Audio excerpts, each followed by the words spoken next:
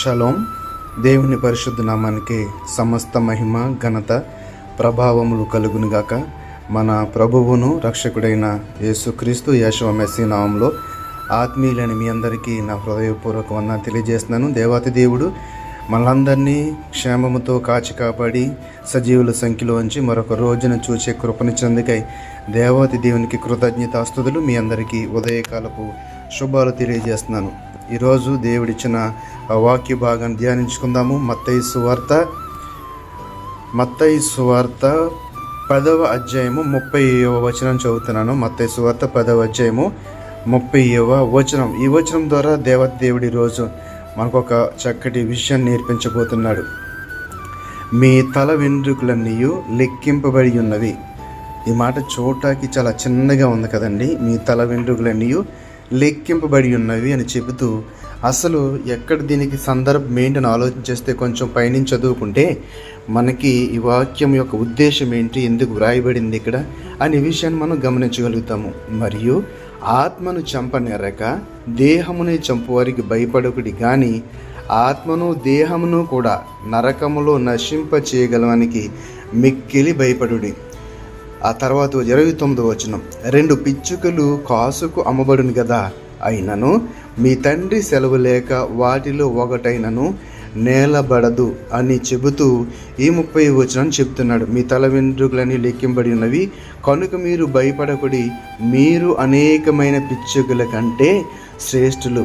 2 కాసుకు అమ్మబడిన 2 పిచ్చుకల్లో తండ్రి సెలవు లేకపోతే ఒక్కటి కూడా నేల పడదు కదా. మరి మీరు ఆ యొక్క పిచ్చుకల కంటే శ్రేష్ఠులు కదా. తండ్రి చిత్తం లేకుండా ఏ అపాయము ఏ శోధన మీకు రాదు. మీరు నశించిపోయే అవకాశం లేదు. కనుక భయపడకుడి, ధైర్యం కలిగి ఉండడని ఈ యొక్క మాటలు మనము చూడగలుగుతున్నాము. చూడండి, కనుక మీరు భయపడకుడి, మీరు అనేకమైన పిచ్చుకల కంటే శ్రేష్ఠులు. కాబట్టి తండ్రి యొక్క నామాన్ని ఒప్పుకున్న మనము, జీవము గల దేవుణ్ణి నమ్ముకున్న మనము, ప్రభువా మీరే మా దిక్కు, శోధనలో మమ్మల్ని కాచి కాపాడే దేవుడు మీరే అని అనేక మంది మధ్య సాక్ష్యము చెబుతున్న మనము ఈ యొక్క శోధనలో వేదనలో వచ్చినప్పుడు మనము గుర్తుకు తెచ్చుకోవలసిన ఒక మంచి మాట ఏంటో తెలుసా? మనము అనేకమైన పిచ్చుకల కంటే శ్రేష్ఠ. అంటే మనిషికి దేవుడిచ్చిన ఘనత ఈ లోకంలో సృష్టికి అంతే అధికమైనది. దేవుడు ఆయన చేతితో స్వయంగా మన స్వరూపాన్ని చేసి ఆయన జీవాన్ని ఊది మనం తయారు చేశాడు తన చేతులతో స్వయంగా.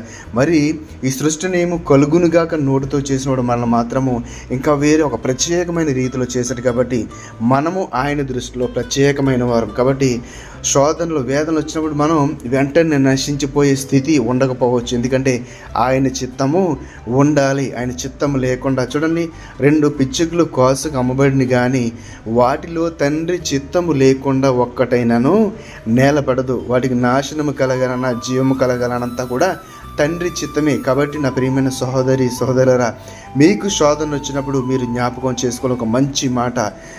ఈ శోధన వచ్చినా కూడా నాకేమీ జరగదు, ఎందుకంటే తండ్రి చిత్తం ఉండాలి. ఒకవేళ తండ్రి చిత్తం ఉంటే నేను నశించిపోతానేమో, ఒక తండ్రి చిత్తం లేకపోతే నాకు మాత్రము జీవం ఉంటుంది, జీవంతో ఉండగలను. ఈ శోధన ఇది టెంపరీ. నాకు ఖచ్చితంగా దేవుడు ఈ శోధన నన్ను తప్పించి నిత్య జీవంలో నడిపిస్తాడు, మేలుతో నింపుతాడనే గొప్ప మోటివేషను మనంగా ఈ మాట ద్వారా మనము ప్రేరేపించబడాలి, ఆత్మలో బలపడాలి. అంతే తప్ప కూర్చొని ఏడవకూడదు. ఆ ఏడ్చి ఇదేదో దేవుని సంధికి వెళ్ళి ప్రభువా అని కన్నీరు కరిస్తే నన్ను ఆదుకోండి ప్రభువా, నన్ను విడిపించి ప్రభువా, ఈ బాధ భరించలేకపోతున్నాను, ఈ శోధన తట్టుకోలేకపోతున్నానని ఆయన సంధిలో కన్నీటితో ప్రార్థన చేస్తే నీకు జవాబు దొరుకుతుంది, సమాధానము దొరుకుతుంది. కాబట్టి నా ప్రియమైన సోదరురా, ఇక్కడ ఒక చక్కని ఆ సందర్భం మీకు గుర్తు చేయాలనుకుంటున్నాను. సమూయేలు మొదటి గ్రంథము 14వ అధ్యాయము 45వ వచనంలో చూస్తే, అయితే జనులు సౌలుతో ఇశ్రాయేలులకు ఎంత గొప్ప రక్షణ కలుగజేసిన యోనాతాను మరణమవున